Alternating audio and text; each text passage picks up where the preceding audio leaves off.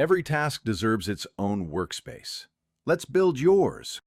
On the top bar, you'll see tabs like Layout, Modeling, Sculpting, UV Editing, Shading, Animation, Compositing, and Scripting. Each workspace tailors Blender's layout to a specific task. Click through them. You'll see different tool panels and editors. Want to create your own? Hit the plus at the end. Rename it by double-clicking its tab. You can split panels by dragging from the corner crosshair, or join them by dragging one edge over another. Resize panels by dragging their borders.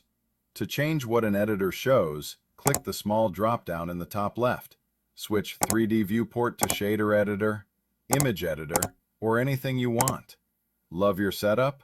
Go to File, Defaults, Save Startup File so Blender opens like this every time. Messed it up? Reload with File, Default, Load Factory Settings. Press Ctrl plus Alt plus Q for quad view, 4 angles at once. Your workspace, your rules.